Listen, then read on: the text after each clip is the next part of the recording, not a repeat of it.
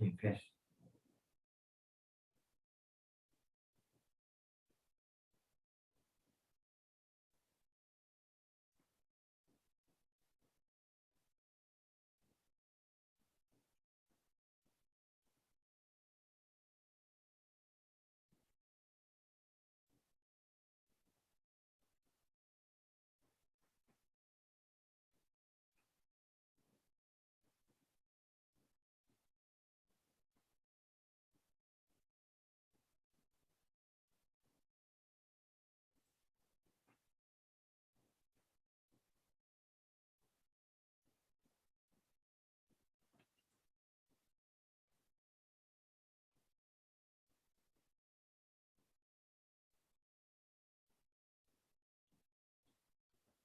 สวัสดีครับอาจารย์ครับผม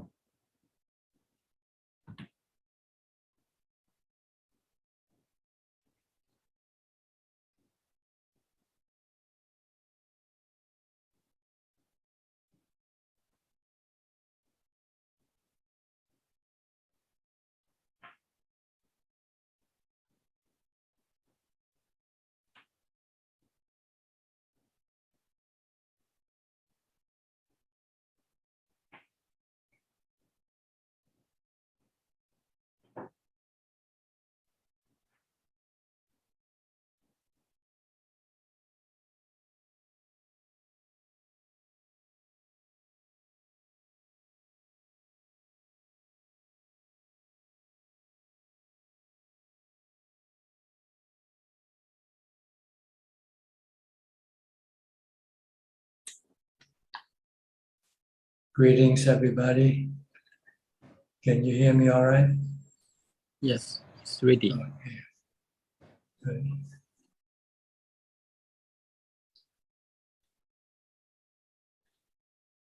How come you always first? Alicia Chan. How come you always first?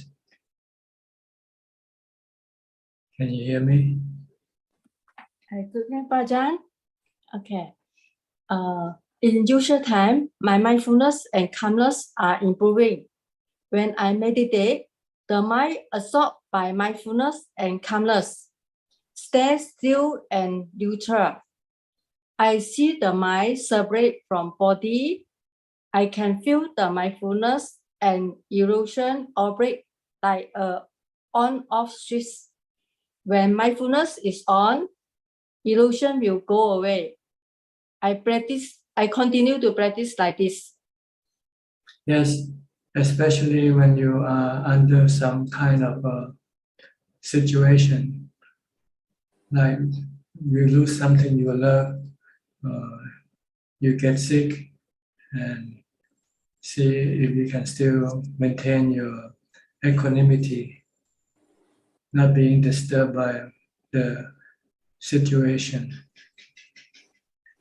Like if you lose something or your house got burned, caught fire, and see how you will maintain your mind, your equanimity. You know, in normal times you don't know how good your mind is.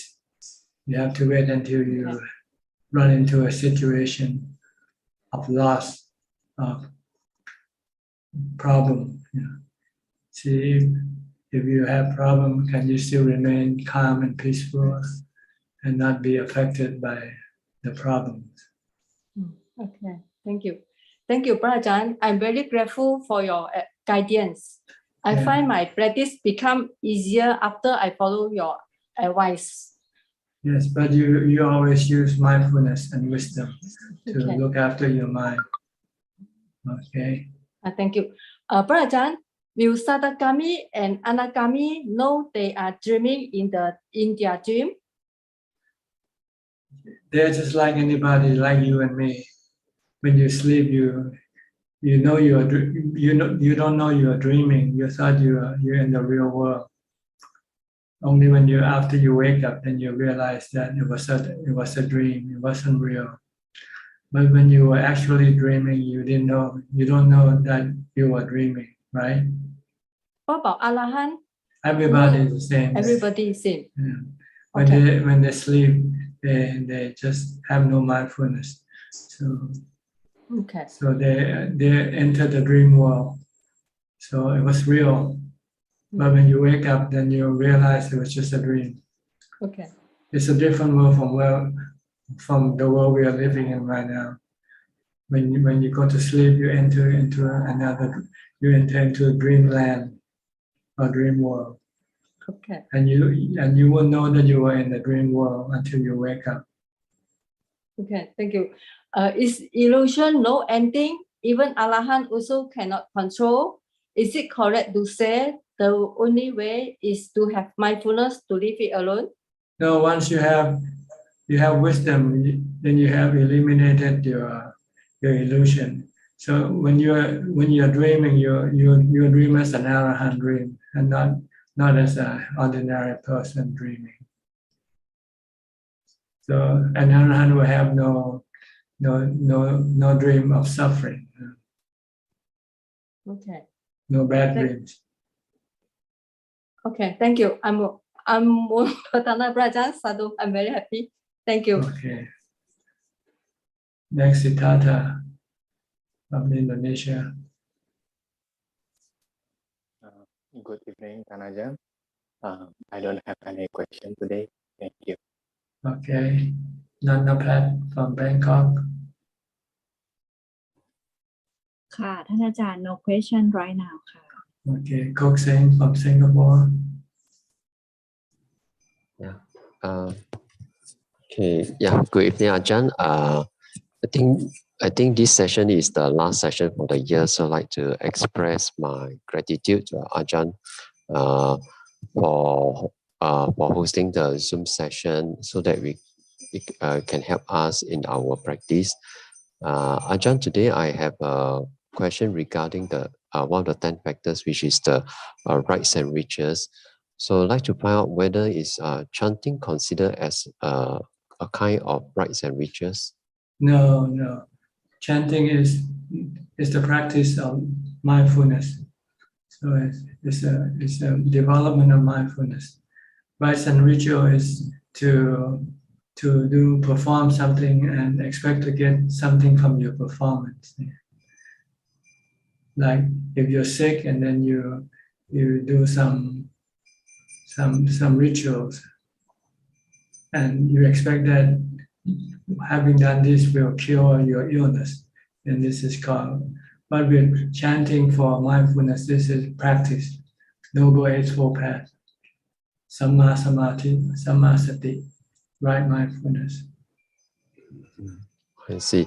Actually, this question arises during last Sunday. There's a group of my friends from my university time, from the Buddhist society. So we met every Sunday. We meet every Sunday to chant the Ratana Sutra.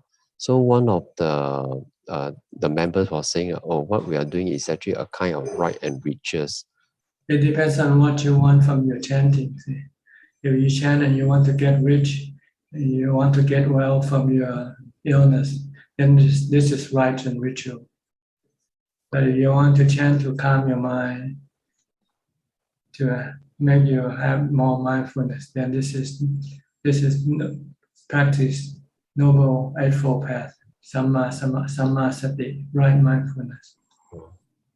It depends on what you want from your chanting. If you want to chant and expect to get rich from chanting, then this will be rites and ritual, because it cannot happen.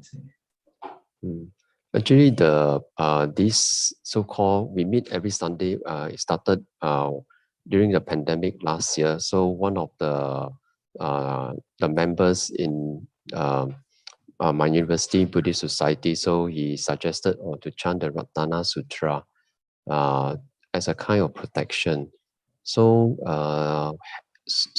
the kind of intention to be have protection from the pandemic. So is this You protect your mind, but you cannot protect your body.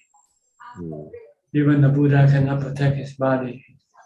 When his body gonna get sick and die, he cannot protect it.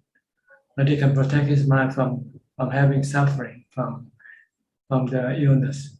of the body. So when you chant, you want to protect your mind, to make your mind have equanimity. Okay. So as long as the intention of chanting the Ratana Sutra is to protect the mind, so it will not, which is a form of training for mindfulness, then is no more considered as right and riches. Right, it's okay. You want to develop Buddhang Saranam Gacchami, you want to develop Dhamma as your refuge. And this Dhamma is mindfulness, sati. Yeah. Okay, thank you, Ajahn. Okay. Yeah. Next, Gegyen So from Penang. Thank you, Ajahn. No question today. No question, huh? Yeah. Okay. Gavin from Vancouver, Washington. You must be in the middle of a storm right now, huh? Yeah, I think there's maybe just 2 or 3 inches of snow outside. Oh, really? Do you have to shovel the snow? I don't have to shovel it, but I'm probably gonna just drive very slow to work this morning. Yeah. Okay. I don't have any questions today, John. Thank you. Yeah, by the way, I saw your father this morning. Oh. Yeah. Is he still eating just every other day? I didn't ask him. I didn't notice. Probably, yes. Okay. Just want to let you know. That's all. Thank you for the update, Ajahn. Okay. Really from Indonesia. Good evening, Ajahn. Today I would like to ask, there is a belief that whenever we enter a new place or we want to stay in a new place or go to the forest or mountains, then it's like we have to ask permission to the spiritual or unseen beings, just in case we might offend them. So is this the right practice? Well, it's just a practice for those who's afraid. See? For people who's not afraid, then there's no need to do this. Because first of all, you don't know whether there's any spiritual beings around there in the first place. Yeah. But for people who are scared, who are easily scared, so they want to sort of do something to make them feel protected or feel, you know. But it's a good practice to ask permission from whoever owns the place that you would like to use their place. You know. If you go to somebody's house, you ask permission from the owner of the house first, right? Can I stay in your house? So should there be a spiritual being around there, then you should just say, okay, may I share this place with you? If there's actually a spiritual being, they will come in while you meditate or while you're sleeping in your dreams. But if there's no such thing, then there's probably no spiritual being there. So if we are calm and not afraid, so again, it is not necessary to do that. That's right. But if you are afraid, you don't want to upset the spiritual beings, so you first show your friendliness by asking permission. Okay. Thank you, Ajahn. Okay. Next, Kafiling from Malaysia. Good day to you, Ajahn. Yes, I have a question today in regards to keeping a precept and practicing mindfulness at home. And when compared to prior to pandemic, I have been visiting the monastery quite often for chanting and listening to Dhammatalk. So the question is it true to say it is the practice of mindfulness and intention that matter and not really the location? Yes, it's the keeping of the precept itself, not the location. Yeah. But the location can help or can deter your practice.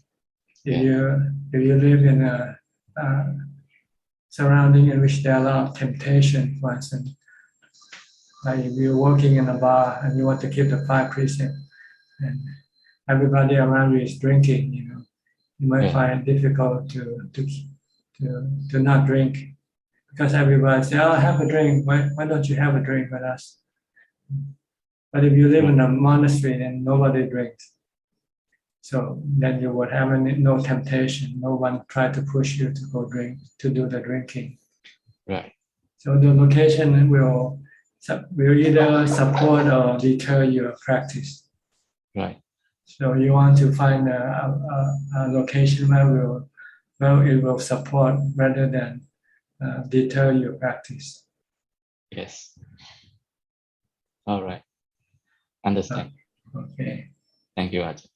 All right. Next, Karen from San Jose. How's your weather there? Still cold? Still snowing? Yes, I'm actually quite spoiled as far as the weather here. I used to live up in the Pacific Northwest for many years, and it's funny how you get acclimated. I'm sure it's the same for people from warm places like you, but I woke up this morning and it was 68 degrees Fahrenheit in here, and I thought I was freezing. But yeah, it's still quite wet, and we're gonna have a break for a few days this week, and then it starts again. So lots of moisture here. But I have It's unusual for this time of the year, right, to have this kind of weather. Actually, it is. I'm from this area. I moved away for many years and came back. I always think it's so funny that the weather people will say how, oh, we have not enough rain for this year, but it doesn't normally happen. The rain doesn't normally happen until later on. And so I'm always like, why are you measuring it now? But yeah, this is very unusual. And I'm sure everybody's oranges are being ruined. But yeah, I have no questions. I'm just glad to be here. Thank you. Yeah, good to see you. Thank you. Next, Claudia. Claudia from Germany. She's been away for a while now. Now she's back. Hi. Hi, good afternoon from Germany. I'm very glad that I'm able to be here. So when I'm not here, I'm at school supporting my special needs student. Yeah, so I have no question today. I'm listening and learning, and I'm happy to participate today. How cold is the weather there in Germany? It's too warm. Too warm. Too warm. Wow. Yeah, Okay. yeah. We have rain nonstop.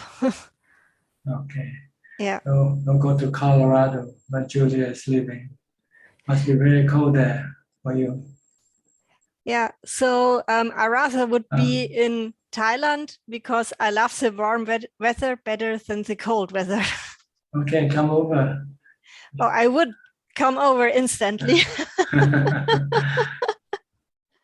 Yeah, if it would be that easy to me, I would come over instantly. But I hope that I can come maybe in 1 or 2 years. I really hope so. Okay. Maybe we'll see you then. Yes, it would be great. Thank you. Next, we'll go to Colorado, where Julia is living. Hi, Julia. สวัสดีค่ะท่านอาจารย์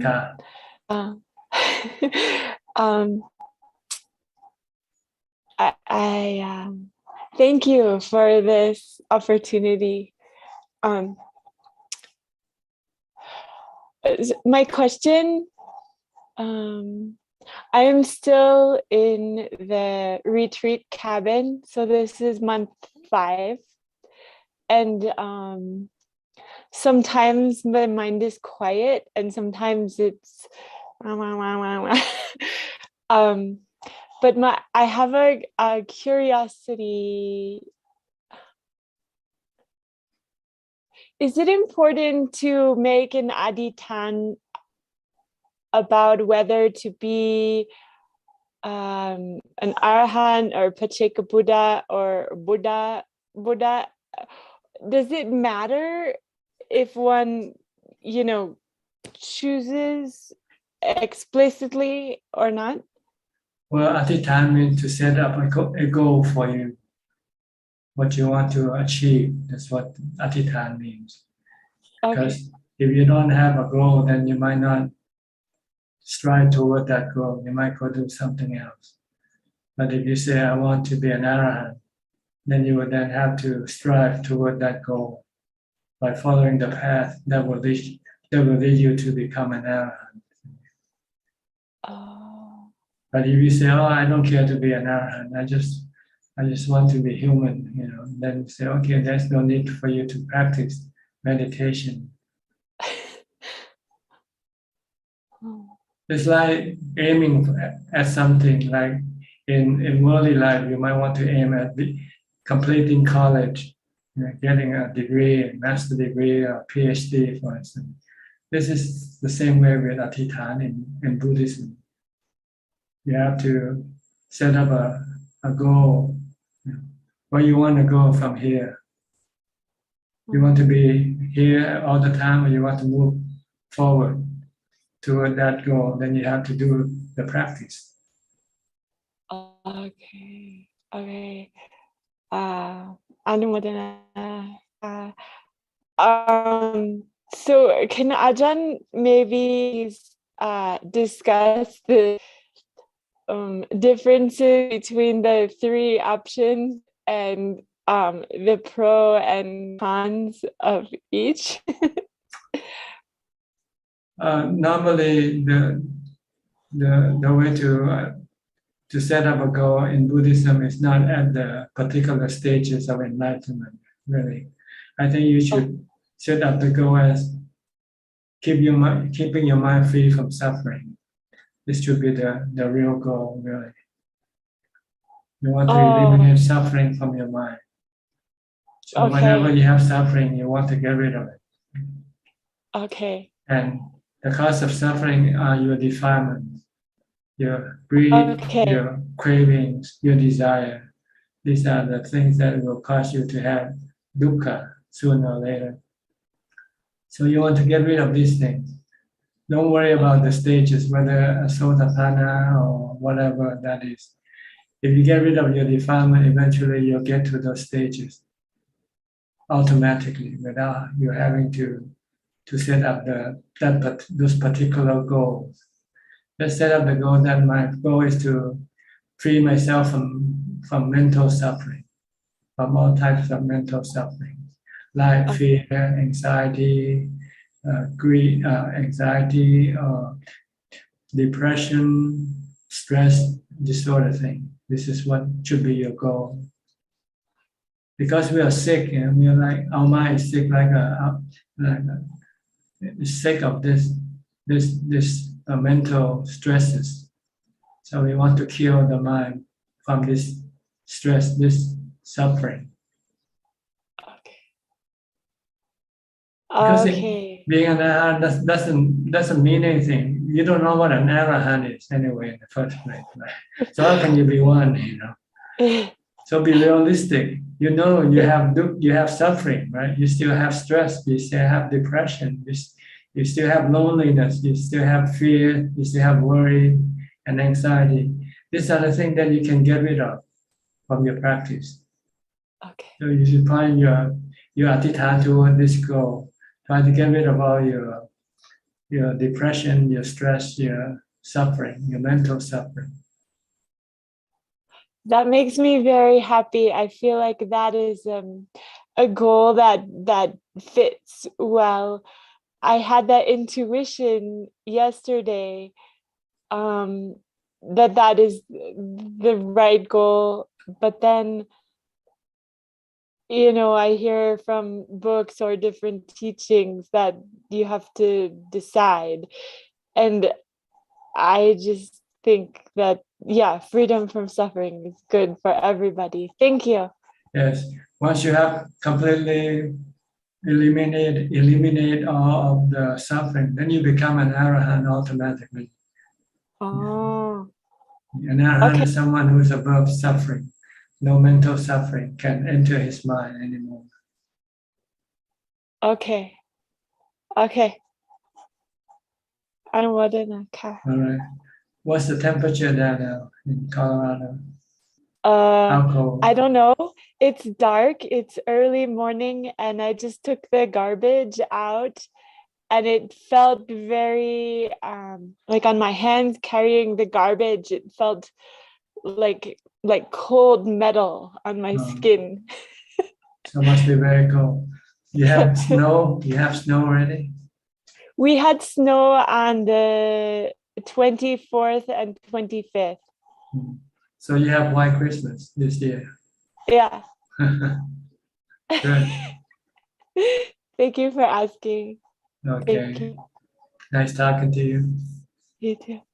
Okay, next, Charles from Bangkok. Charles, you said you're from Hong Kong, right? Yes, yeah, Ajaan, I'm from Hong Kong. I live in Thailand for a long time already. Ajaan, I have a few questions. Number one, I would like to ask something about Satipatthana practice. Many of my friends, actually, including myself, when we practice Satipatthana, we don't pay too much attention to two practice. One is about the 32 part of the body. The second is about the life stages of the crops of the dead body, right? So Yes. these two areas, we don't pay too much attention.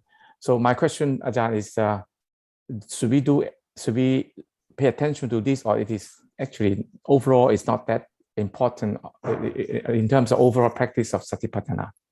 Oh, it's very important. That's why it's included in the Satipatthana Sutta. Okay. But lay people want to avoid this because they still want to have their sexual desire. So the purpose of contemplating on the 32 parts or the 10 corpses is to teach the mind to see the ugly part of the body, the unpleasant part of the body, in order to get rid of the sexual desire. But since you are still a lay person, you still have a family, you don't want to do this yet. But if you become a monk, then this is imperative. You have to do it because you have to remain celibate. See? If you cannot control your sexual desire, then you won't be able to remain celibate for long. Was it the life stages of crops? So in a modern society, we can't actually. It's quite tough. It's quite hard to do it. Is there any substitute method? Is there any? You can look at photographs. You go into the internet and search for corpses. Okay. Autopsy. Yes. Look at the anatomy pictures, diagrams of human anatomy, for instance. Okay. Then you can see more clearly what the body looks like under the skin. Okay. Yeah. And then you want to develop that image in your mind if you want to get rid of your sexual desire. Because every time your sexual desire arises, you just think of all the intestines, the lungs, and the inner organs. Then I guarantee you, your sexual desire will disappear. Okay. Thank you, Ajaan. Makes sense. A second question is about the practice of the seven factor of enlightenment. The second factor is investigation. I'm not very clear about when we talk about investigation, what is the area of focus? Buddhism is a very broad subject, right? So we want to pick the three most important areas. What are the things we need to investigate? Come first priority. First, your body, your body and other people's body. Mm-hmm. See clearly what the body actually composed of, made up of, like the 32 parts. Mm. Then you want to study the nature of feelings that are arising from the body. Okay. You have three types of feeling: painful feeling, pleasant feeling, and neutral feelings that keep changing, come and go. You want to study the nature of this feeling to see that it is a natural phenomenon, something that you cannot control, something that you have to learn to live with. For instance, not to be prejudiced between these three, because you cannot choose. You say, I only want pleasant feeling. I don't want any painful feeling. You cannot do that. But this is what most people want, right? You only want good feeling, pleasant feeling. They don't want painful feeling. When they get sick, they become miserable. That's because they cannot deal with the painful feeling. But if you use Satipatthana, then you train your mind to learn to live with your painful feeling by using your equanimity that you achieve from your samadhi or jhana. Okay. And the third subject that you have to study is the nature of the mind. The mind meaning the emotions, the things that are appearing in your mind. But how about the Four Noble Truths and the three characteristics? Is there any way to investigate and experience those, teaching? You use the Four Noble Truths in connection with your study of the body, feelings, and mental states.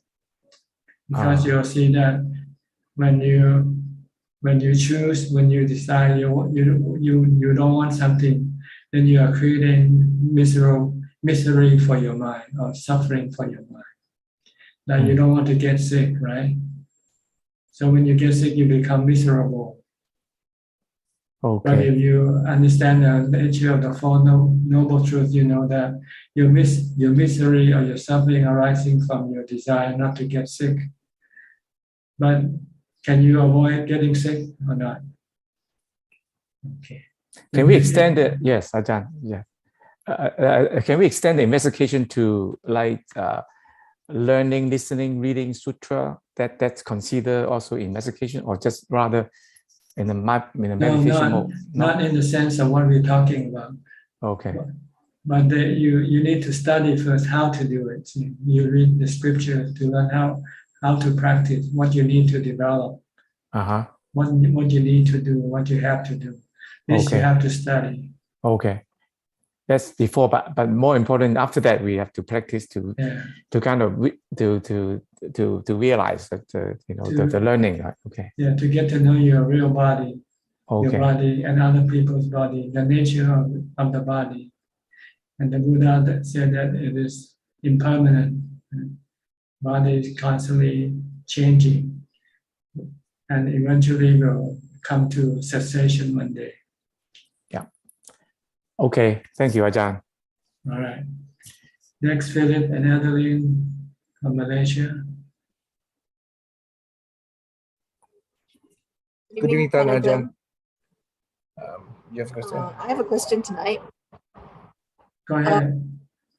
Basically, the last couple of nights, I dreamt about a departed one, a friend. So is there any way, or what does it actually mean, and what can I do? Is it like, can transfer memories to them? Well, in dreams, it can be either you think about that person yourself. So you dream, your mental fabrication, you create this thing of this person. And the other possibility is that that actual person actually enter into your dream. Because I haven't, he passed away many years ago. He used to be my father's teacher. So, and he just appeared in my dream. So I'm just wondering if there's any significance in him appearing in my dreams, that's all. Like I say, that it can be either you're thinking about that person in your sleep, or that person actually come and visit you. But if you cannot distinguish which one, then you just, if you want to play it safe, then you just do some charity and then share this merit to this departed person. In case this person come here to ask for your help, to send them merit. Okay. But if you don't know, you don't have to do anything. So by chanting and just in donation and doing dana? Normally we do dana and then dedicate share this dana, the merit that you gain from dana to the departed one. All right, I just want to confirm that. Thank you, Ajahn. Okay. Philip, do you have any question? No questions tonight. Thank you. Listening and learning. Okay, Ubeka. Alfredo, Ubeka. Hi, Bante. Hi. What happened to your name? You changed it to a number now. My name? Yeah, it's 84 something, 848. Your label. Your label.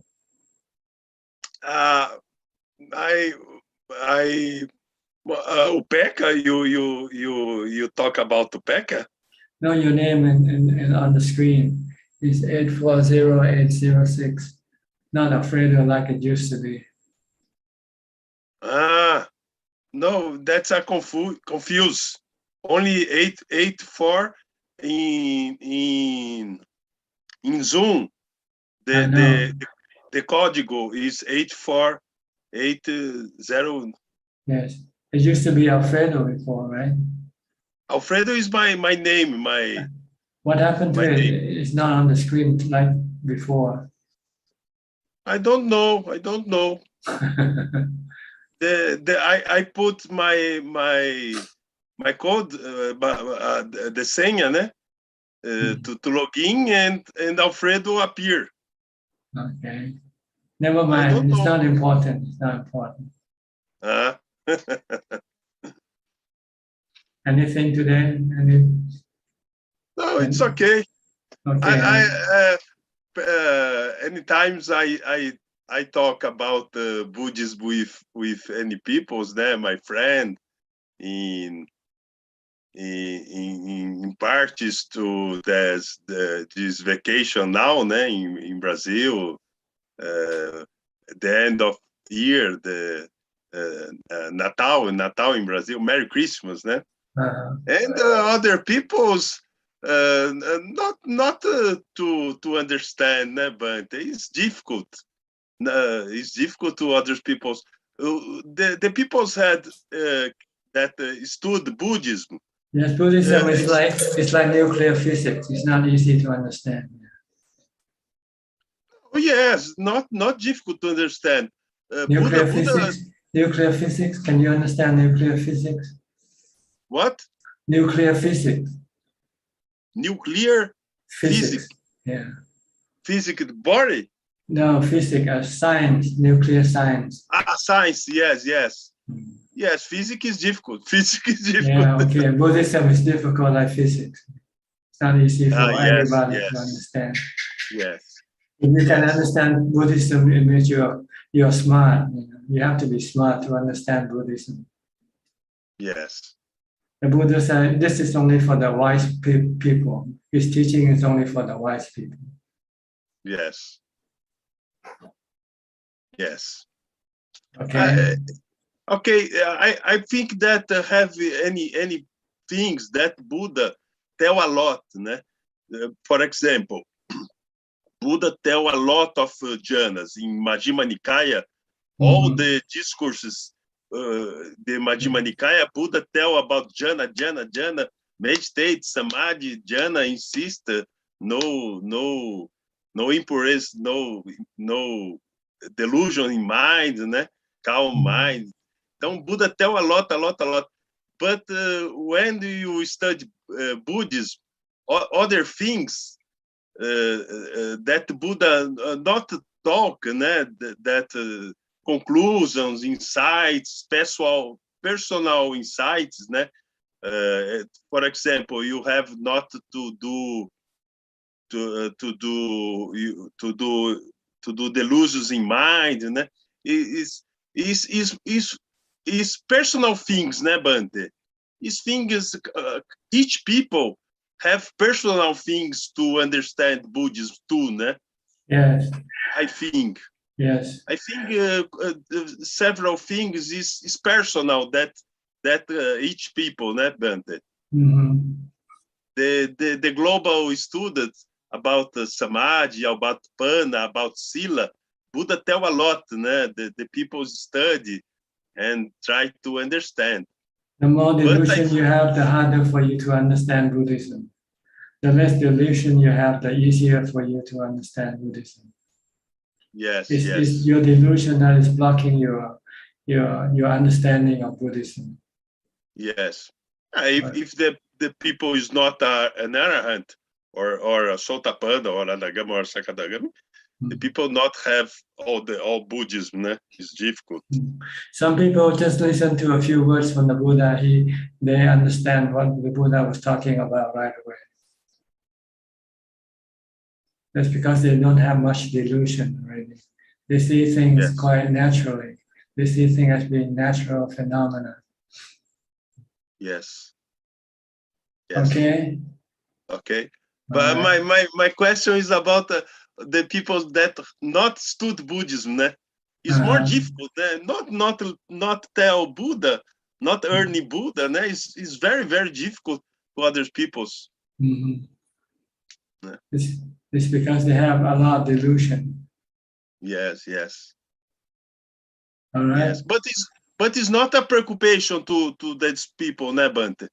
The people not have the preoccupation if he have died, or if only preoccupation is eat, the only preoccupation is work, only preoccupation is your family, your preoccupation is Merry Christmas, you know, the other preoccupations, né, Bante?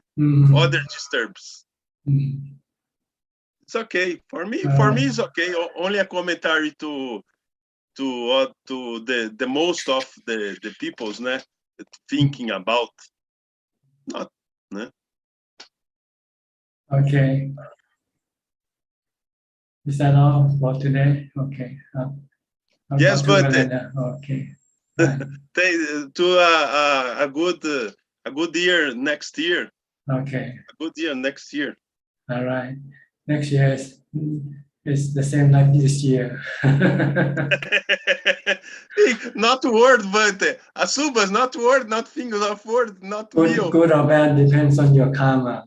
If you do good karma, you have good year. If you do bad karma, you have bad year. Okay. Yes.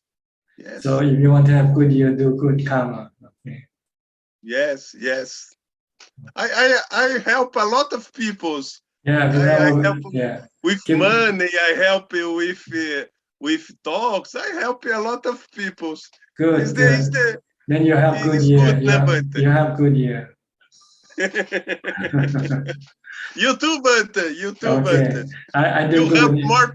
Yeah. You help more people than me. You help more. You help with Dhamma. Okay. That's why it's good for me. Good year for me every day. Every year is good for me. Okay. Let me go to Belinda from Singapore. Thanks. Belinda. Hello, Ajaan. Go ahead. I think that somewhere this week, it's just Adeline, I dreamt of my father. So I really got explanation, I guess. It could be I miss my father because I have been doing Dana for him. So he probably not sure of anything Dana. But I received something from him. He gave me a puzzle. So I guess it's just mental fabrication. Okay. So Ajaan, do I just know and note and I just let it go every day practicing on that? Well, if it doesn't bother you, why should you do anything? Just leave it alone. As long as I do Dana, I still continue to do Dana for the departed. You can, and you can do it, or you don't have to do it. You know, sometimes you do it, and there's no one there to wait for your merit. So if he's because if it's not him actually in your dream, it's you thinking about him, then I think so. It's about I miss him. That's how I interpret it. So it could be something, but this is how I think, but I cannot be absolutely sure. So I just do dana. Yeah, if you're not sure, just do it, just in case, just in case. Okay. If he's waiting for your merit, then he will receive it. Okay. Thank you, Tanja. You're welcome. Next, Gary, also from Singapore. Gary. Good evening, Ajaan. I have a question tonight regarding meditation. Can you speak a bit louder?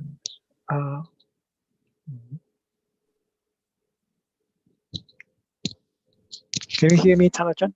Yeah, better. Okay, there's a question tonight from me regarding meditation. Ajaan, could practice of meditation actually slows down mental process of a person after I finish my meditation? No, when you meditate, you stop the mental process.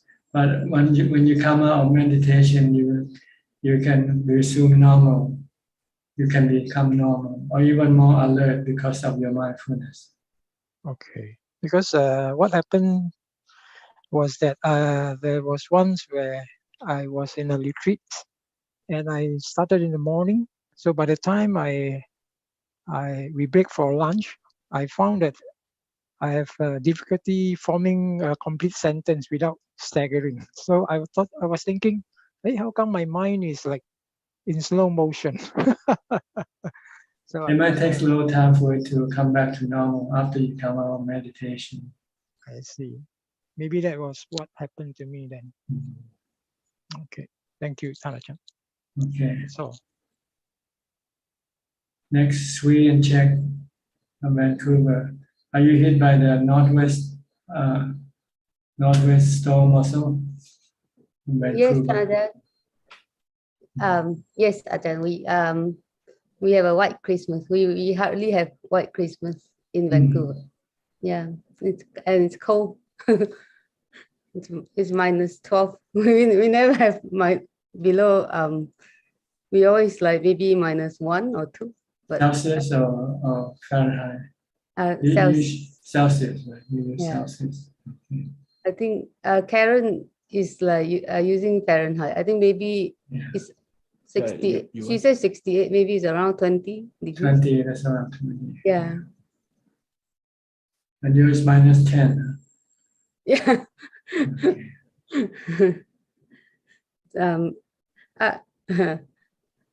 I don't know. Just now you said Buddhism is nuclear science. Never heard this. But I think it's harder actually, because if people who are studying nuclear science can't even get enlightened. No, it's not the same thing, but it is the same in the sense that it's difficult to understand, it's hard to study. It's very complex, really. Right.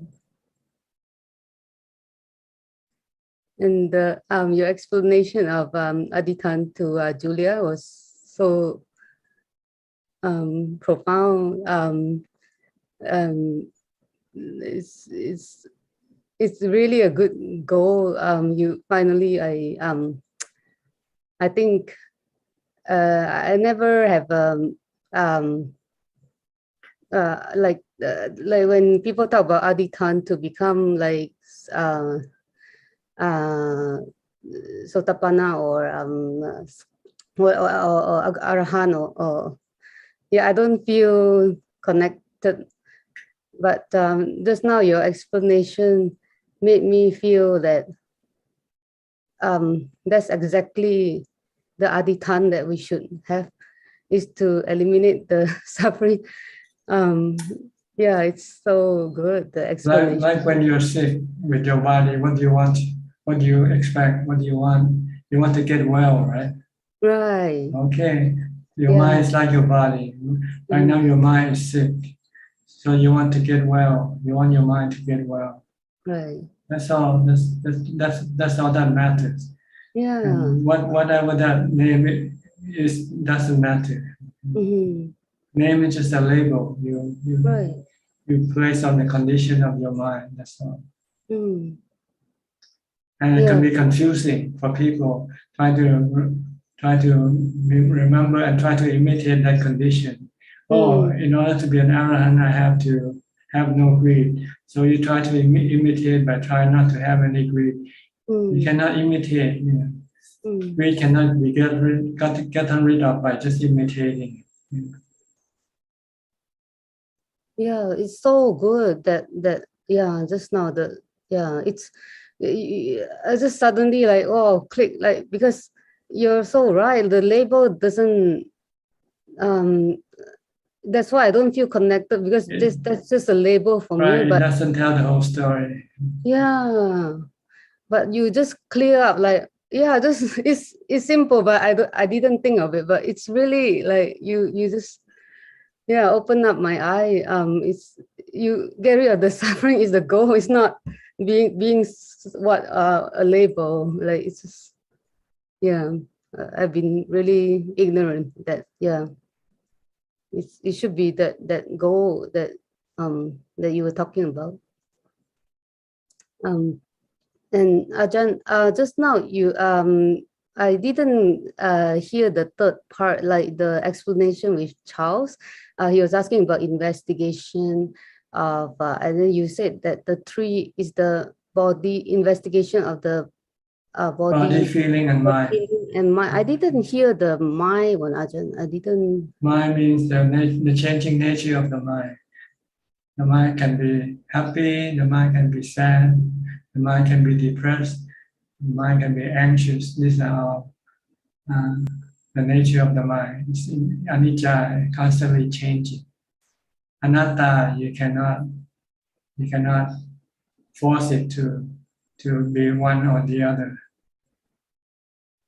You cannot say keep the mind calm all the time. You cannot do that. Because the mind is affected by conditions, like the white Christmas, the snow. You cannot say I'm going to have the snow every day. A few months from now, it'll be hot again, right? That's because things change. Same way with your mind. Your mind changes with conditions that stimulate the mind to be happy, that stimulate the mind to be sad. But you can exist with this changing nature of the mind by just merely knowing and accepting, like you accept the body and feeling. So they're all the same. The body is changing, right? The feeling keep changing. So is your mind also. Your mind keep changing. And our problem is we're prejudiced. This is why we're creating dukkha for the mind. By being prejudiced means you just don't want this type of feeling, you don't want that type of feeling. So when you get that type of feeling you don't want, then you get dukkha. You're not happy because you're not getting what you want. What you want is craving. So when you don't get what you want, then you get dukkha. Then if you teach your mind that you cannot always get what you want, you just have to get what you get. Learn to accept that. See? Then you will have no dukkha. You can take good feeling, you can take bad feeling, you can take neutral feeling. Just take whatever comes. This is the goal of practicing, is to teach your mind to accept whatever comes to the mind. Like the body is if it's young, okay, let it be young. If it's gonna get old, let it get old. If it's gonna get sick, let it get sick. Because it's not under your control. It's not for you to say how you want your body to be, right? I want my body to be constantly young. Can you say that? I get it. You cannot. So this is the purpose of teaching your mind to let go of your prejudice. Just to take things as they come. And then your mind will have no dukkha.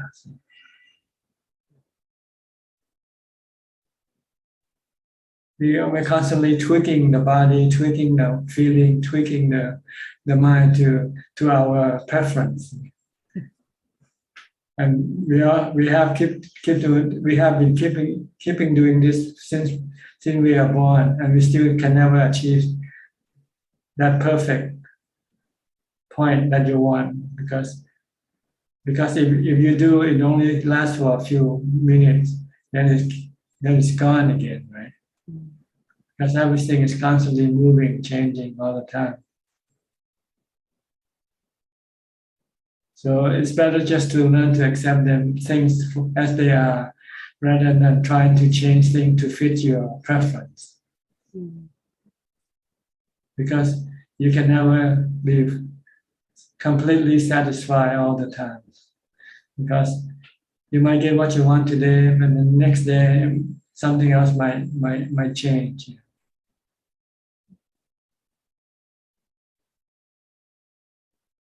So learn to accept body as it is, learn to accept feeling as it is, and learn to accept the mind as it is. As anicca dukkha anatta. Okay. All right. Should we have anything? No, Ajahn, thank you for the teaching. Then we go to Jessica. Then, are you back in California now? Hello, Ajahn. I'm actually in California, yes, right on the beach. It's very windy and cold and rainy. In California. Yes, it's very cold and rainy. How long did you get there? So I got here on the 22nd. 22nd. And then I got my first injection here on the 23rd. So you were here. You were here in Banyan on what? On the 15th. I was there like 1 week ago, Ajahn. 1 week ago, huh? Yeah, 20th. about one. Yes, about that. The 16th. 16th. I saw you on the 16th. Yes. Okay. And I actually completed one of the book that you gave me, My Way, and I really liked it. I want a tiger teacher. It's very difficult finding, Ajahn who can actually lead you to the rightful path. It's very difficult. So when I read that book, I just smiled. Yes, I understood what you meant. When you're just practicing, the teacher says something, you just practice. If you practice the right way, there should not be any questions. And I understood what you meant by that. So right now, it's actually a little bit like coming here and staying in Thailand is very different. The mindset of the people. So, but I do find the middle way. To be around them and not be prejudiced against them. I just don't talk. I just observe. Yeah, observe, just merely knowing, accepting. Yes, observing, accepting, letting go. That's all that they were born that way. They receive the way they are. They are programmed like that from merits and karma and all the different junks in there. So, but I realize that anywhere you are, if you have metta, and you can be anywhere. And Christmas. Yes, you can live with anybody if you have metta. So if you are Santa Claus, you can live anywhere. Make yourself Santa Claus. Yes, basically that's what I'm doing. Give. Just keep on giving. Yeah. Yes. Whatever people want, give them. Yes. So similar, you are like the Santa Claus of all of us. You're giving every day. Every day is Christmas. So thank you. I have no questions, Ajahn. Thank you. How long are you gonna be there before you return? Till January 4th. And you're coming back after that? Yeah, I will be in quarantine for 10 days. So things are not going so well over there. I thought you're gonna stay there and work or something. Yes, to look for work, but I would still need to go back. But coming here, I'm contemplating if I should come here or not. It's different. It's different, but it's far away from the real Dhamma, because you know what I mean. Okay. So I just do my best, and you know, every day is like exam. You just need to be in the now, and you know, observe and try to let it be, and try to just live. That's right. Yeah, That's, so that it has things helped me. we cannot change things. You know, it's Yes, better just Thanajan. Yes. to leave things alone. Yes, that's what I'm doing. I'm not touching anything. Not for me. Okay. Thank you, Thanajan. All right. Stay happy. Thank you. Next, Johanna from Indonesia. Hello, Ajahn. Ajahn, tonight actually I just have a small question about the book Beyond Birth, because I'm still reading it. Actually, there's a picture of something like a student ID card with Ajahn's picture on it, and then there's a phrase motto that says Ajahn say life is but a stage. I wonder what that means. I mean, I want to know what Ajahn had in mind at that time when Ajahn read that motto. I'm just curious. I think it's probably a student card, I think. Fresno State College. Fresno State College. Yeah, there is a motto where Ajahn, I think it's Ajahn's motto that says that life is but a stage. I wonder what that means. Oh, life is, you know, this role is like a play, a drama, you know, and we all are actors on the stage. You and I are actors. We're here temporarily, play our role, play our part. Then one day we'll exit this stage. We come on the stage, and then one day we'll exit the stage. I think that was my high school book, I think, in which you have to write a motto under your, you know. So I look at life as a stage. Yeah, that's quite true. I think well, I'm still reading the book, and I just want to let Ajahn know that suddenly I have this idea to translate the book to Indonesian language. I haven't thought further about it. There's this idea just pop up like that. So You're welcome. You can also talk to Billy or Siddhartha, because they used to do the translation into Indonesian. I don't know, great. Maybe, maybe you can split the translation work. Okay. Yeah, that's nice to know. That might make it easier if you ask Billy or Siddhartha. Okay, Ajahn. If they want to translate or not. Okay, yeah. Because I think many Indonesians cannot read English, right? Yeah. Not many, but I think it will be great if I can translate it so many people can benefit from this book and maybe get inspired from Ajahn story, maybe. Yeah, that would be a good thing. Yeah. Spread the Dhamma, share the Dhamma. Yeah. I think the gift of Dhamma accepts all gifts. Yeah, it's a really good story. Maybe can inspire many people here. Okay. I just have that wish. All right. Yeah. Maybe I'll contact Willie or Siddhartha. Yeah. Ask them what they plan to do in translation or not. Okay, Ajahn. Okay. Is that all? Yeah. All right. Then we go to Lillian from Bangkok, Malaysian living in Bangkok. Good evening, Ajahn. I have a question today about my meditation. Recently, it's a bit weird when I meditate, right? I will notice the breath. That is one part of the meditation. But then at the back of my mind, it's like a mind within a mind. I will be thinking about a lot of things about tomorrow, yesterday, but I'm still aware of the breath at the same time. But that is not the right way, right? But it keeps happening recently. It means your mindfulness is not strong enough, that's all. Okay.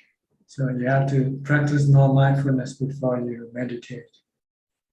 Okay, it should just be one layer of mind, right? And not too many layers, right? Right, it should only be one. But if you're not mindful, then your mind can run around. See? But it Run happens from your quite breath often. to thinking back and forth without you realizing it.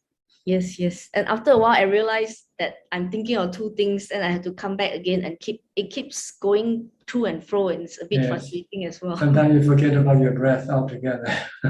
Yeah. Actually, I used to forget, but I don't know nowadays. I can feel that I'm still aware, but then I'm also aware of the thing behind my mind. Yeah. So just stay focused with the breath and ignore the other thing. Even though it may be appearing, just ignore it and stay more focused on your breath. And eventually the background thoughts will disappear. Okay. I'll really have to try harder because it's quite distracting for me as well. Yeah. Yes. It means your mindfulness is not strong enough when you meditate. So Yep. you have to develop more mindfulness when you're not meditating. Okay. That one definitely when I'm not meditating. Yeah. Yep. Try to focus on your action, your body action. Yes. Or But I recite a mantra. Yep. But I realized that by following the not the total 8 precepts, but to follow the 5 precepts strictly, like not watching so much entertainment really helps a lot to help with the mindfulness, but still a long way more to go. Yeah, you can pick the precept for now when you start, and you don't have to do all 8 if you cannot. Just pick the one that you're able to do, and then try to do more as you advance. Yep. Okay. Eventually, you'll be able to keep all the 8 precepts. Okay, I'll try my best. Okay. Thank you, Ajahn. You're welcome. Alvin Lee from Malaysia. Good evening, Ajahn. I don't have any question today. Thank you. Okay. And Randy Smith from Canada, from Niagara Falls. Morning, John. Thank you. I have one question. In meditation, sometimes I get this feeling of kind of like a back and forth type of feeling, or a feeling of being like pushed through. That's the best way I can describe it. I don't focus too much. I just let it happen and it seems to kind of pass. Could you explain maybe what's happening there? Your mind has 2 forces opposing each other: the Dhamma force and your defilement force. They are trying to oppose each other. So you have to take the Dhamma side in order for you to be able to meditate, to practice. If you take the defilement side, then you will probably turn on the TV or open the refrigerator and see what you can eat or drink. Okay. Yeah. So you have to be quite resolute with the Dhamma side. Once you decide to practice Dhamma, then you have to resist the defilement side. Okay. Thank you. You can increase your Dhamma force by developing more mindfulness. Mindfulness is the key to your practice. If you're mindful, then you can resist a lot of the defilement. If you're not mindful, then defilement will keep attacking you, keep enticing you to go do something. Thank you. So you don't feel like meditating or practicing. If your defilement becomes stronger than your Dhamma force, your mindfulness. And one way to increase your mindfulness instantly is to keep reciting a mantra. Just keep reciting mantra for 5 minutes, and you'll find that your mind can become stronger. Thank you. Okay. All right. Who's next? B. Raveen from Bangkok. Good evening, Ajahn. I was just listening to what you mentioned earlier about developing mindfulness at all times, and I just had a sudden realization that actually that's something I need to try and do more often, because I feel that the only time I really have mindfulness is when I'm in meditation and when I just come out of meditation. But other times when I'm doing, other chores or, my daily routine, sometimes I don't really have that much mindfulness unless I really think about what am I doing. So it is that important to try to have mindfulness at all times. That's right, because then when you meditate, then you will be mindful all the time. And you will find it easier for you to calm your mind and stay longer in the state of calm with stronger mindfulness. Okay? Yes, it's so, but I mean, it's like you mentioned that there are two opposing forces, the Dhamma force and the defilements force. I feel that when I'm in meditation, the Dhamma force is Stronger. in control. It's Because stronger. you have more mindfulness. But it don't last forever, right? It lasts for maybe 30 minutes or so, and then the Dhamma force weakens. And then the defilement force start to pull you out of meditation. Yeah, that's true. And it happens without me realizing then until I think, oh, what's happened? Oh, I just got. You can regenerate your mindfulness if you don't want to get up. You can start reciting your mantra. Yeah.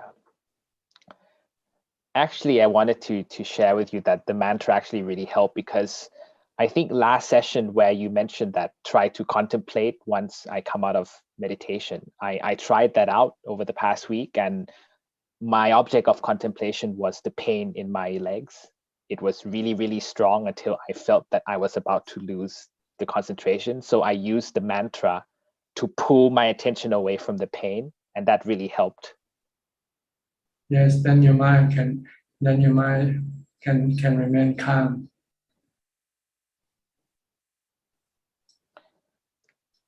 And so this is something that I need to try to do more often. Yes, mindfulness is the key to your success in meditation. The more mindfulness, the more advanced you will be in your practice. So having strong mindfulness will make it easier to contemplate? Is that a foundation? Yes, mindfulness is the controller of the mind. Once you have mindfulness strong enough, you can direct the mind to contemplate on the subject that the defilement doesn't like to contemplate, like a super or death. Oh, yes. Yes, that's true. Because it says it makes us feel that, oh, it's bad, but actually it's just the nature of the body that everyone will have to face eventually. That's right. And you want to have that understanding in the back of your mind all the time. That death is just around the corner, at the tip of your nose. When you breathe in and you don't breathe out, you die. When you breathe out and you don't breathe in, you die. See? It all comes down to your breath, in or out breath. That's when you die, either in or out. It's very simple, isn't it? That is very simple. Yeah. And now defilement wants to make it so complicated. When the Buddha says it's so simple, just keep watching your breath and you'll know when you die. When you put it that way, it sounds really simple to follow. But we tend to overcomplicate a lot of things. Yeah, you create a lot of horrible picture around death, And that is just simply the stopping functioning of the body or the breath, that's all. That's true. I mean,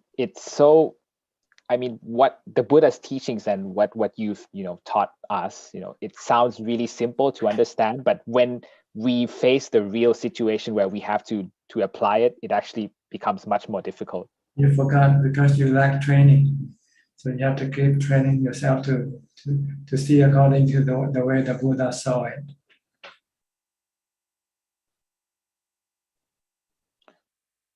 So the 3 characteristics of existence and the 4 noble truths. Yes, that's all you have to know. And it's quite amazing to consider that, you know, when you mentioned that the 4 requisites of life, you know, food, shelter, medicine, and clothes. That's all you need. That's all. That's all you need for the body. And it's quite amazing how we all, again, overcomplicate things, you know, having lots of houses, having lots of money, having to travel, having to buy a lot of things to satisfy our... That's the effect of delusion. Delusion makes you think that the more you have, the happier you'll be, right? But instead of happiness, you have more headache, right? You have more responsibility, you have more expenses, you know, to pay for all the things that you have, to keep the things that you have, you maintain the things you have. You have to pay, right? So you have to work harder to find more money and so forth. That's true. But people don't look at it that way. They think, oh, I have a big mansion, I'm rich, I'm happy, I have lots of room in the house, I have lots of servants. You know. But he doesn't look. You don't look at the downside. You have to pay all this. You have to pay all this servant salary. You have to maintain all this room, you know. And you don't use them anyway, right? When you sleep, you only sleep in one room. You don't sleep in 10 rooms at the same time, do you? No. Okay. But yet we find a reason to have it. Just like clothing, you only wear one set of clothing at a time, right? You don't need 100 sets of clothing. You don't wear them all at the same time. Yeah, that's true. That's why the Buddha teach the monk to have only one set of robes. That's all you need. And then it's easy to look after. Yeah. If you have 10 sets of robes, then you have 10 times the work to do, right? To look after them. Yeah, it would be quite strange if, you know, monks had, you know, I don't know, 7 sets of robes, you know, one color for each day of the week.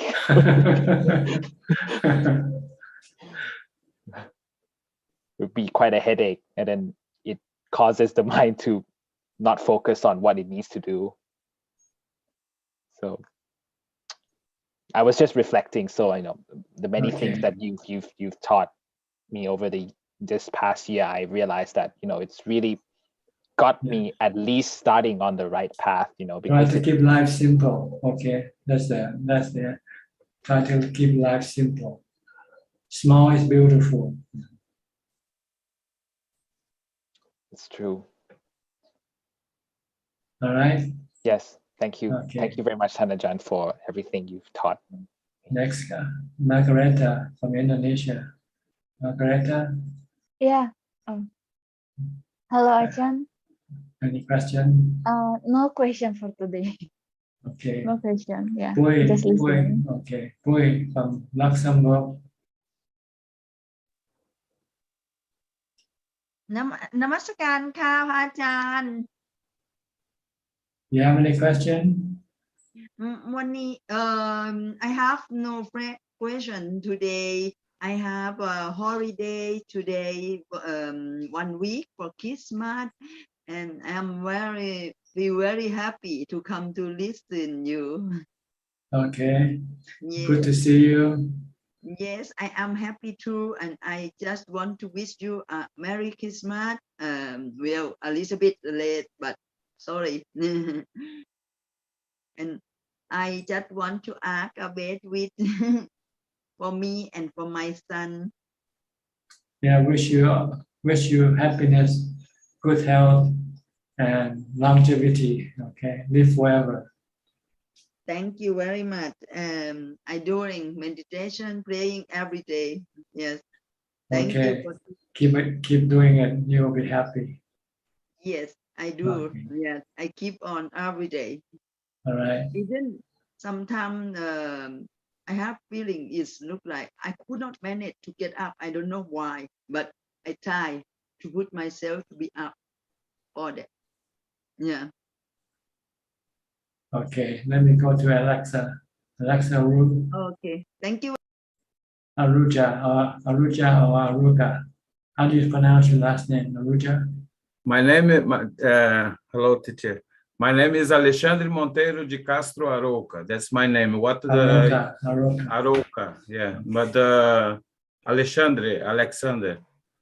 But the YouTube, the Facebook made it just like now UPECA 804, right?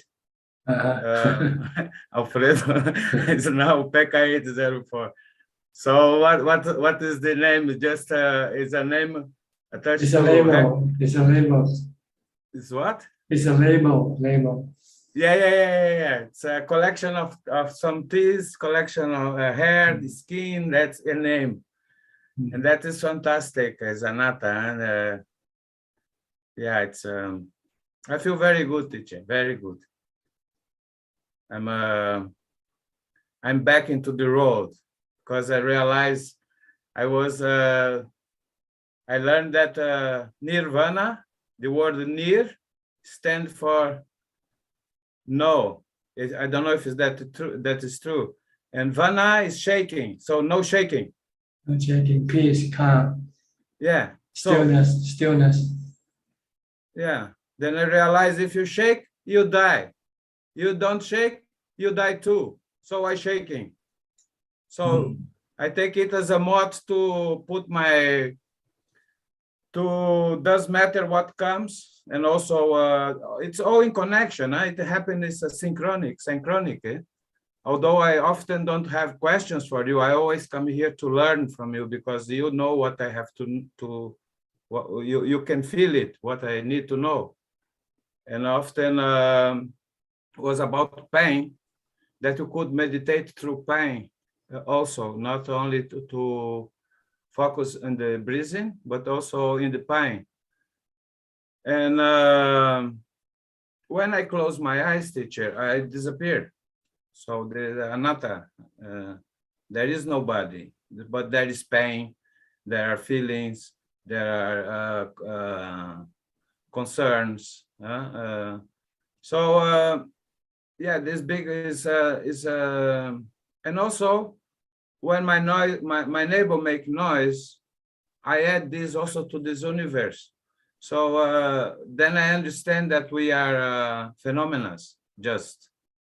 And by doing that, so I don't care anymore for what come. I try to don't label it. I like, I don't like. I just have to focus on my meditation. I walk longer until I get tired. That I learned also in last meetings, because before I used to put 30 minutes and then sitting again. But now I walk until my mind is. I start to feel mindfulness. The mind is back again to focus. And then that's my counterattack. I sit, meditate, and walking, because I cannot now. Sorry, teacher. I'm sorry for myself that I cannot isolate myself completely, because I'm to my goal. My goal is monastery. So I have to demount the house and all those things around it. And yeah, I get some agitation, but I get very nice meditations too. Yes. Okay. Is that all? Yes, that is all. Okay. Thank you. Then we go to Anuraji from New Zealand. Anura. Hi, Ajaan. I have no question. Thank you for your teaching, Ajaan. Okay. Yeah. Let's go to Shelley Stino from Italy. This is your first time in here, Shelley? Yes, Sadhu, Ajaan. Thank you. Yes, I have a small question about the Dhamma sharing. I mean, usually when you see the Dhamma up to Anagami, you always wish to share Dhamma with others. But when you get to Arahant, then this sharing is taken by Panya. So usually when you are Arahant, is it correct that you don't share any more Dhamma because you have to follow Panya? Oh, no, you share Dhamma. Especially after you become an Arahant, then you got nothing else to do. So you find some work to do. So sharing Dhamma is the work that Arahant do. So before that, they don't share Dhamma. Before you become fully enlightened, they don't share any Dhamma. They concentrate on practicing until they become Arahant. Once they have become Arahant, then they will have the time to share. Like the Buddha. The Buddha practiced for 6 years and not teaching anybody. But after he became enlightened, become a Buddha, become an Arahant, and he taught sharing Dhamma for 45 years until his death. Thank you, Ajahn. Okay. I'm not sure where you get the idea that Arahant don't share Dhamma. Oh, just because usually Arahant should, I think, should train more in Panya, because Panya is not finished when you are Arahant. I think it is the beginning of the path to Panya. Oh no, once you become an Arahant, you have graduated already. You have finished your work. So you already have the Panya. Yeah, you have full Panya, 100% Panya already. Okay. Thank you very much for clarifying. Without 100% Panya, you cannot become Arahant. Okay, thank you, Ajahn. Okay. Where are you from in Italy? I am from Brescia in the north. It is not far from Milan. Near Switzerland or France? I am south of Switzerland. Switzerland, okay. Yes, I am south of Switzerland and Austria. So south of it, there is Brescia, Milano. You know Milano, perhaps? Yeah, Milano, I know. Yes, I'm just 80 kilometers from Milano. I see, okay. Is it cold right now? Not so much. Let's say we have 5-6 degrees. 5-6 degrees, okay. Yes, it is a little bit cloudy, but because here in Italy, usually we have much more sun than in the rest of Europe. How do you find out about our meeting here? Oh, I was already following your meetings in some time, but then I always had a little bit problems, technical problems in going in Zoom or all these kind of things. So today I said, okay, I tried to get in, and I succeeded. And it's not that difficult, is it? Sorry? It's not that difficult. No, it's not that difficult. It's just the first time. Yeah. Okay. And how long you been studying Buddhism and practicing Buddhism? Oh, I met Buddhism and I knew about the First Noble Truth 8 years ago in Santa Citarama Monastery here in Italy. And then I stayed there for 6 months. And then my mom is quite old, so I need to be near to her. So I went on studying Dhamma now. I study Dhamma since 2 years. Do you have a monastery to go to practice, or you do at home? No, I'm at home, yes. But I don't work, I don't have family, I don't have children, I'm alone, so I can keep, little food and just what it is needed. And I try always to train my mind to keep always mindfulness. So more than mindfulness, let's say the mind empty from thoughts. Okay. Yes. Very nice to meet you. Very nice meeting you, Ajahn. Thank you very much. Come back again next time if you have any question. Yes, thank you. Okay. All right. Let me go to, I think, Facebook now. Okay. All right. Facebook, I think it's your turn, Facebook. Yes. Yeah. We have 5 questions right now, Ajahn. The first question from Bonnie Sam. How can we know that our meditation is in progress well and we are in the correct path? Thank you. When you can sit longer and calm when you are progressing. Next question from Jimmy Ong. Ajahn, how do we overcome the feelings of emotional pain, sadness, and anger when they arise?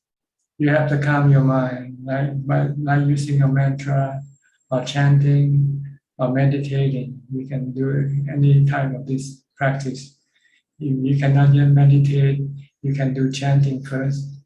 Keep on chanting for 1 hour or 2 hours, and then your sadness and your depression can become less or disappear temporarily. Next question. Go ahead. Next question from Aaron Teng. May I know why people always make a voodoo or black magic to me?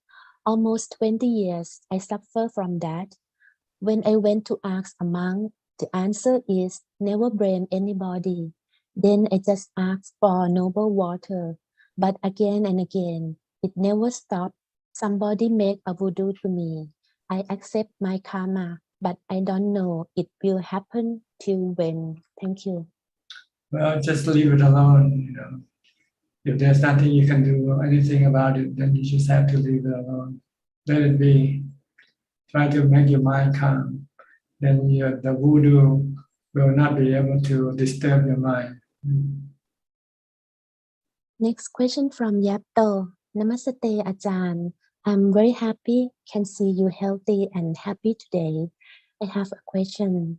In my meditation practice, I often enter in a calm and happy state. What should I do for the next state? Thank you.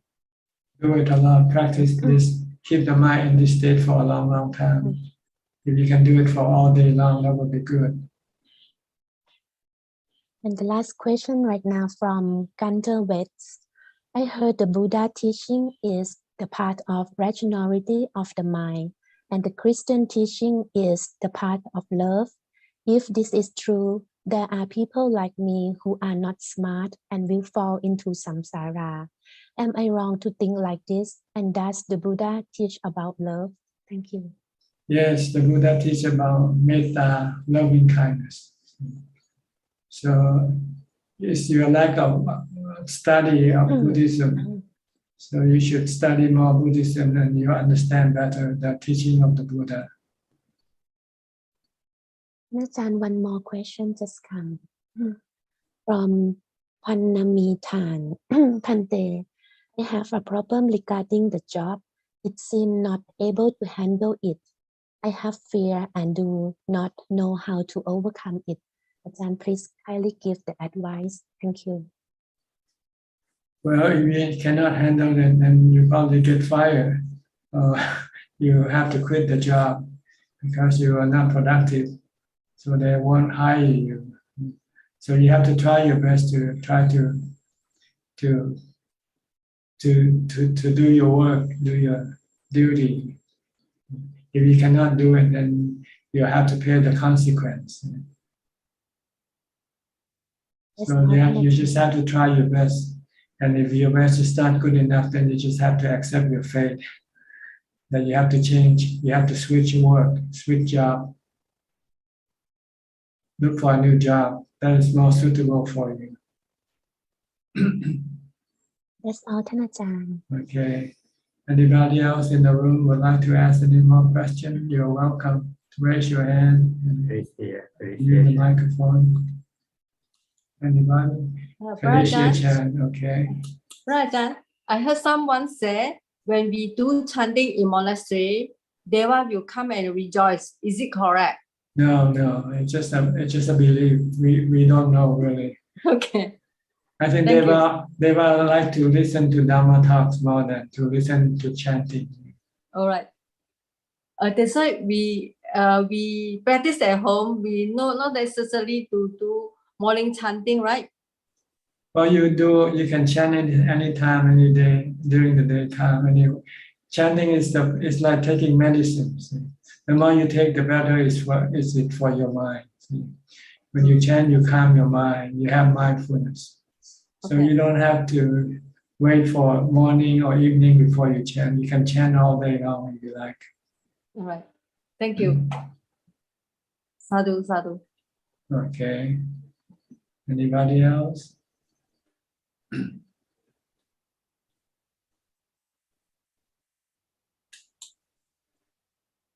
Looks like everybody's happy today. Okay, sure. Oh, Charles. Okay, Charles. Ajahn, I have a question about the faith, about the one of 5 faculty of power. Faith in Buddhism, many of us are confused about what is the area of focus, right? Compared to other religion, is just the object is God, right? It's very simple. So faith in Buddhism, I find my friend some really understand the Triple Gem, some just focus on meditation, some believe everything, but except reborn. They don't really accept, some we don't even accept karma. They accept everything about Buddhism, but the reborn or karma.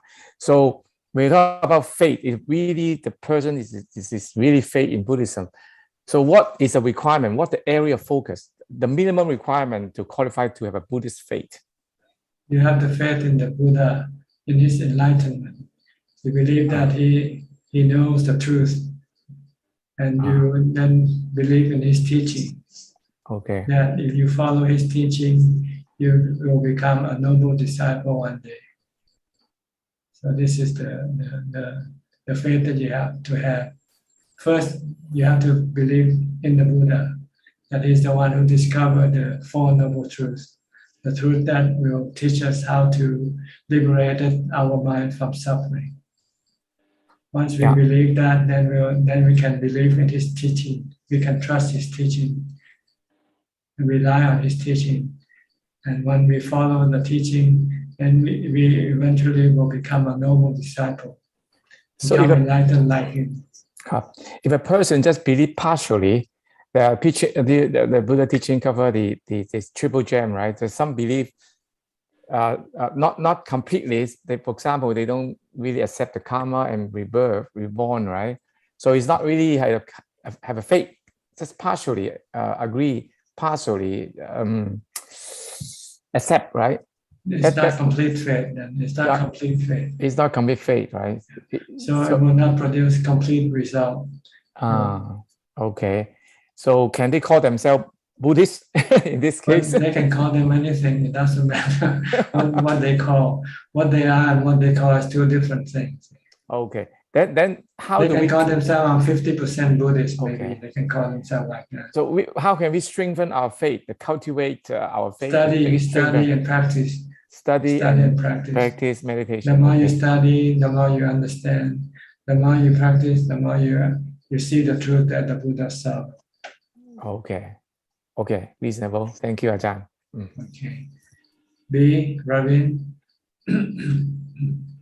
Yes, Thanajan, I just have one more question. It's regarding one of the 4 requisites of life, the medicine. I understand that since you mentioned that noble disciples are no longer attached to the body, so they have no fear whether what's going to happen to their body. So my question is, when you take medicine, to what level do you take it but not expect that, oh, I must get well, or you take it because you know that you will get better from it? So I just want to understand how it works. Well, you take medicine if you think that it will make a difference. If it doesn't make any difference, then what do you take it for? Right? Like sometimes people try to operate and do all sorts of things to try to keep the body going. But the end result is not any better than not doing anything. So why do anything? Then you have to use rationality. Right? But sometimes when people are so attached to the body, they forget about the rationality, and their only goal is to try to help this body in whichever way they can. And it doesn't matter whether it works or not. They just want to keep trying. That's being obsessive, not being rationality. You have to look at the end result, whether you can achieve that or not. Can you treat the body and bring it back to normal like it before it gets sick or not? If you cannot, then why bother? Why go through all the pain? And you're not getting anything. You're not getting any better. So that's what you should use. Look at the end result. Can you achieve that by using the medicine or the method that the doctor is using? Like this morning, somebody came and asked me, have a mother, 90-year-old, and now they have to operate on her heart. I say, why operate? It's not going to make anything better for her. When you operate on the heart, she might die from the operation. So maybe it's just better just to leave her, live naturally. That's why I say, if the body gonna survive, it will survive. If it's not gonna survive, then it's gonna go. Let it be. Then you can save a lot of hassle, a lot of suffering, and also a lot of money. Yes, that's true. So it's not wrong to not accept treatment, give treatment to others, even though you know that they want it, or it's up to the individual. Right, up to the individual if they want to have it or not. If they don't want to have it, then you shouldn't force them to do it. All right. So it's a question of rationality. To whenever we get sick, we should consider, is the treatment worthwhile? Will it get us back to where we need to be? So that's right. how we should. Or just back to some semblance of normality, not bedridden for the rest of your life. Okay, that answers my question. Thank you, Thanachan. Okay. I think Mandy Smith or Julia, I'm sorry. Julia, you have a question? Okay. Oh, you show your room now. It's right in the background. Yeah, let's see, can you see that? There's still some snow on the ground. Yeah. The mountains.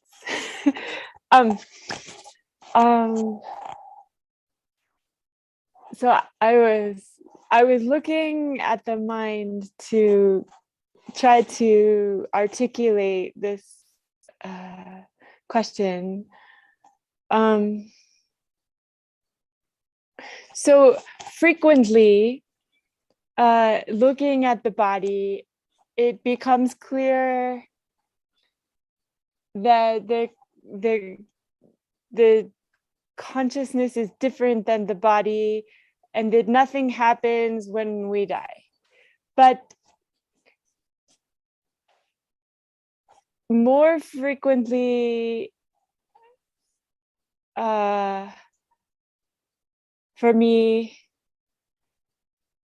there's still something, no matter where in time or space the mind goes, there's still a small part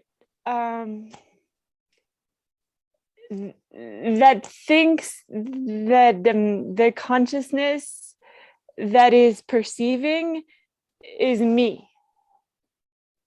And so I'm wondering if there's a trick for working with that, please. Oh, you have to use wisdom, the truth of the Buddha discovered that there's no me. The me is just a fabrication, mental fabrication, and been constantly maintaining. We are constantly maintaining this perception of a me, of a self. But when you meditate and you come to full calm or stillness, then this me will disappear. Then you realize this me came from your mental fabrications. Okay, Ajahn. So you have to use the anti-fabrication. No me, no me, no me. I'm just a knower. I'm not a me. I'm not an I. I'm just a consciousness. I'm just a knowing element. Okay. I should be merely knowing, not reacting to anything, because that's my real nature. When I react, then I'm deluded. Okay. When I get angry, when I get sad, it means I'm being deluded already, because I'm using a me to react to things. Okay. So you should meditate a lot to get the mind to that emptiness, that stillness, where there is no me. And then when you come out, then you use your mental fabrication to create a new type of fabrication. I'm not me. There's no me. I'm just a knower. And so when there's no me, then there's nothing that can belong to me, right? This body cannot belong to me because there is no me. This house doesn't belong to me. It's just a place I stay, but it doesn't belong to me. So you want to disown self and ownership of anything. Okay. This you have to constantly think about it like this. You have to reprogram your thoughts. Instead of thinking about me, instead you have to think of no me, negative me, zero me. No Okay. self, anatta. I can see that works. I'm trying it now. Thank you. Okay. All right. Anybody else? We have Naomi just coming in. Alexa. Okay. Naomi just coming in. Who first? Anybody else before Alexa? Naomi. Naomi? Yeah, Naomi from Okay. Canada. Yeah, she just You've been away for a while. Where have you been? I've just been listening online. I haven't had any questions. I keep listening to all your Q&As, and I just wanted to come in now because it's been a long time. So just to pay respect. I'm trying to keep my practice up and to keep following all the advice you've given. How's your sister? Is she still planning to come to Thailand? Yes, I think she is. It's still kind of far away. I think like it's still almost a year away, but I think she still would like to come to Thailand for a couple of months. And right now she's doing a retreat in a monastery in Canada for her winter holidays. Okay. And how's your practice? Better? Improving? It's improving very slowly. Right now I'm taking time off of work until the end of March. So I'm going to spend a few weeks by myself, and then I'm gonna go to a monastery for about 5.5 weeks. So I think I'm maintaining at least what I've had, and I'm maybe progressing a little bit. It's going okay. Okay, and as long as you're not walking backwards, it's okay. Yeah. Okay, good to see you. You have nothing to ask, no question? No, I don't have any questions. I'm still working on everything you told me. All right, then we'll go to Alexa. Alexa, you have anything to say? Yeah, teacher, I want to let you know that often I come later to your meetings because I come from another meeting, so it's difficult. Okay. You can come anytime you want and leave anytime you want. This is a free room. Just no fixed format. Thank you. Okay. Just to see the ready mind to concentrate for this is something completely different. But I find one question. Dukkha is easier to realize, right? Everybody can realize when they're suffering, and that we suffer. That's easier to realize, right? For people. Yes, but how to get rid of it? That's the difficult part. Yeah, then come the question. I realize in meditation that when I feel anicca and anatta, when I feel it, when I am it, then when I'm walking and waking against the situations, I can quickly recover from it. So that's the antidote. That's right. If you see the anicca, dukkha, anatta, then you can get rid of your dukkha. I feel the feeling, the dukkha. Then the evil come up. If people is evil with me, my evil come up. I say, well, okay, we are all the same, and we are nothing. Right, anatta. Yeah, that's why what I want to share with you before, and was so difficult to put it in you either have to see it's anatta or it's anicca. Then you can stop your dukkha. Like you say, you see people as anatta, as being the 4 elements, the 6 elements. No self. It's just a natural phenomena reacting to each other. or interacting with each other. Yeah, it will pass. It will.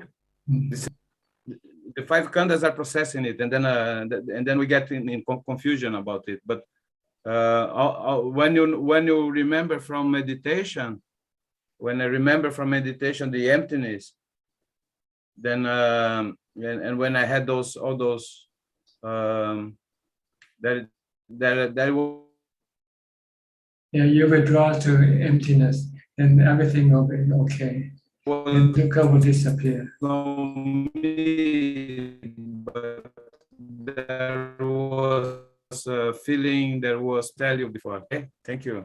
In the first meeting we did today, I tried to explain this, but it was more confused. Now it's more clear. Thank you. Okay. If you see everything as anicca, anatta, then there will be no dukkha. Okay. That I realize it. I think your connection is not so good. Your sound keep coming on and on. Cannot really hear you. So yeah. Let me see. Okay, but thank you. I realized it after you said about pain that we could also get into jhana through pain. So when I had pain, then I changed. I changed from I've tried to avoid it, to isolate it, to go deep in it, and it worked very well. I could handle it as much. It was very terrible pain, sciatic nerve. The best way is to leave it alone if you can. This is the best way to deal with pain, is to leave it alone. Then you don't have to do anything. You said about jhana through pain. I misunderstood you. To go through jhana by focusing pain. I mean to make your mind have equanimity and live with the pain, not to react to the pain. It came natural, Yeah, not running away from the pain, but teach your mind to stay put and face the pain calmly. Not reacting to the pain, not having any desire for the pain to disappear. Yeah, it's a nidja. Huh? It goes anyway. It will be gone. If your mind doesn't, if your mind keep reacting, keep desiring for the pain to go away, then you have to use the mantra to stop it. Butto, butto, butto, butto. I can use the mantra anicca, anicca, anicca, or anatta, anatta, anatta. Whichever one works for you, you can choose any type of this mantra. Sometimes I use anicca, I say, oh, it's impermanent. It comes and it will go away sooner or later. When it's not so severe pain, normal anapanasati, the focus on the breathing, it makes the body disappear almost. Then the pain is gone also. But you can do it. You can use another method also to deal with pain, is to visualize pain as like a fire burning at your body. And just visualize that fire grow bigger and bigger, and eventually burning the whole body into ashes. If you can do this, then your mind can also remain calm and peaceful. And when the body in your visual, in the vision turns into ashes, you realize that there's no body anymore, so there's no pain anymore left. It burns itself. Burn itself out. Try it. I did it. Yeah? Yeah. And then the body suddenly became ashes, and it became part of the ground that you sit on. Yeah, because I quote with this. I said I don't want to say. Now I say I don't, but I want to accept. I'm accepting everything, whatever it comes, because what makes me stress is to try to make a perfect situations for meditation. That's right. So I decide to accept anything. That's accept whatever comes to you. But that's nice one to burn the body, because I often meditate outside. Yeah. And, so I will take the poncho out And then you use the pen as like a fire burning on your body. nice one. I will try it because nowadays I can meditate in many positions, but there are some who this pain come back. So then I avoid this position often, but sometimes I like to go to half lotus again, and then it comes up. So now I know, and I have a nice try. I'm gonna do now. I'm gonna burn my butt out. It's a good practice if you can do it. You can keep on visualizing it. Just give me a kick to try it. Okay. Thank you very much, teacher. All right. Thank you. Okay. Shelley, you want to ask question? Or just pay respect? Ask question. Okay. You have to unmute your microphone. Okay, now perhaps it works. Yes, okay. Can hear you now. Yes, Ajaan, I would like to ask you a question about the practice. Because I heard one of your talk, I think it was in 1978, about Ajaan Mahabhava. And he was saying that the right concentration in meditation, it was when he went in jhana and stayed in jhana for the time the jhana lasted. And then when you come out from jhana, to use evaluation, deep evaluation, to know the truth about the body, outside the body, and so on. What is your thought about this right meditation? That's right. Once you have jhana, when you come out, your mind is peaceful and calm and ready to look at the truth. So you evaluate the truth of your body. Ask yourself, is the body permanent or not permanent? Is it changing? Is it gonna get old, get sick, or die? And just teach your mind, and then also look at the 32 parts to find where is the I in the body. Is there a self in the body or not? So you go through all the 32 parts, and you see there's no self in these parts, right? Hair, just hair. There's no self in the hair. There's no self in the skin. There's no self in the bone, so forth. Eventually, then you say the self is just an imagination, the self from your mind. Like ancient people imagine that the world is flat, right? It's just an imagination. It's not the truth. Because someone proved that the world is round, right? Eventually. Yes. So the Buddha proved that there's no self in the body by dissecting, separating all the parts out. Yes. Thank you. Thank you very much. Okay. This is what you want to do after you come out of meditation. If you are a full-time practitioner, you do this. When you come out of meditation, you want to start evaluating or studying the nature of your body until you find that you become tired. Then you stop evaluating, and then you go back into meditation to regenerate more strength before you can come back and do more evaluation or more study. Yes, thank you very much.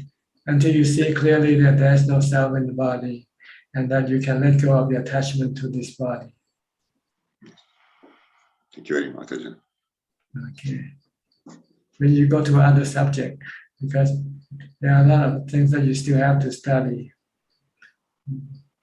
Once you get rid of your attachment to your body, then you have to study the unpleasant nature of the body to get rid of your sexual desire toward the body also. Yes, I think that is the biggest obstacle. Yeah. Okay, but you need the support of your jhana.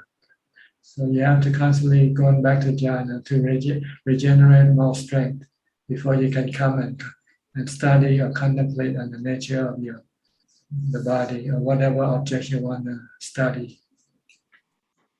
Thank you very much. Yes, because for me it was a very enlightening this explanation you gave about this Ajaan Mahabhava teaching, and because before I could go in jhana, but then when I was coming out from jhana, I didn't know what to do. That's right, and then you just let your defilement take you to the refrigerator, to the TV instead, right? Yes. Okay. Now I know what to do, so I will try from now on to do this in the right way, in right concentration. That's Thank you very right. much. Good. Okay. More Facebook question or not? Okay, Facebook. 2 more questions from Facebook ท่านอาจารย์ First question from Ting Ting Loon. Hello Pante. Sometimes when I meditate, I would fall out of samadhi halfway in my meditation. What can it be that problem, and how can I get better at holding on to samadhi? Thank You you. lose your mindfulness. When you lose your mindfulness, then you fall out of the samadhi. So in order to get back, you have to regenerate your mindfulness by reciting the mantra Butto, Butto, Butto.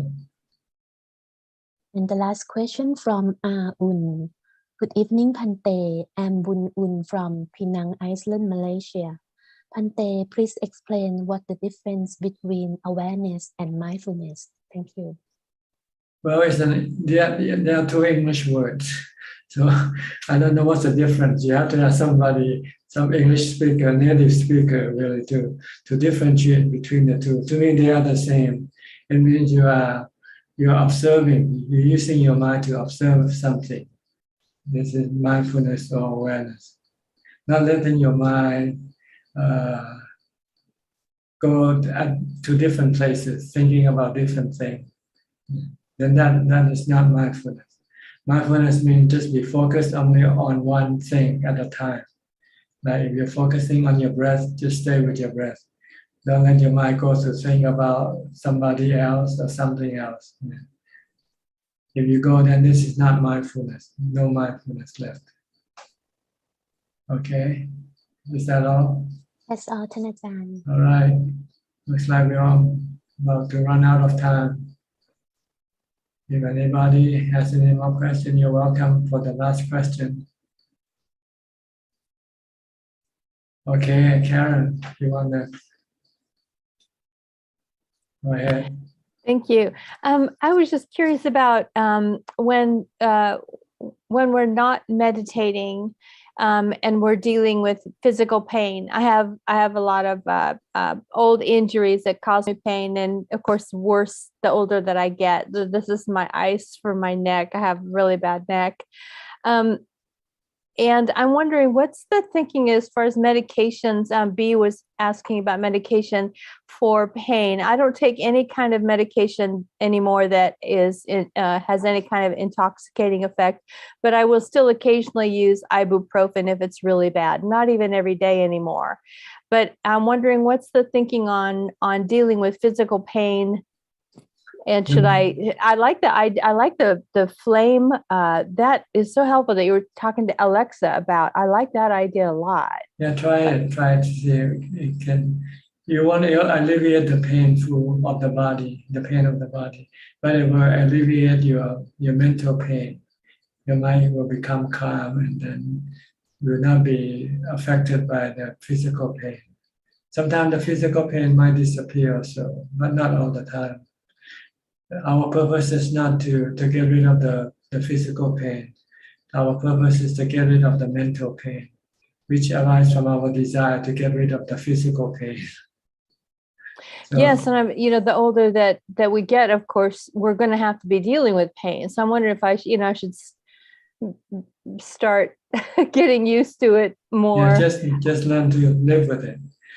But if you can use some type of therapy or medicine to lessen it, do it. But if you cannot, then you just have to accept it for what it is. Oh, okay. So using the occasional ibuprofen is better. Yeah, whatever works for you, do it. But if it doesn't work, then you stop and then just learn to live with it. Learn to accept it. And I wanted to ask if I'm understanding a way of looking at not self, one of your books that I read. I'm reading like 3 at the same time, so I'm not sure where I saw it. And I'm pretty sure it was one of your books. And let me know if my understanding is correct, but the idea that anything that we don't take with us when we die is self. That if it's something that, if I'm trying to figure out what's self and what's not self, if it doesn't go with me when I die, that's Then self. it's not self. That is not But- self. Things Right. you cannot Okay. take with you. It doesn't belong to you. Then it doesn't belong to you. See, I like that. Just made it so simple. And so when I start thinking, is this self? Is this not self? I think, well, will it go with me when I die? Okay. Your house doesn't go with you. Your car doesn't go with you. Your clothing doesn't go with you. Or Your even body, like, even your body doesn't go with you. You have to Yeah, leave you're- the body to somebody, for somebody else to look after when you yeah. go. And your reputation or Everything, status or all of that kind of thing. Okay, that was so helpful. I can't remember which book I read it in, but thank you. Okay, I wanted to make sure I understood that correctly. Okay. Thank you. All right. Okay, is that all for tonight? Yes. Thanks very much for your participation.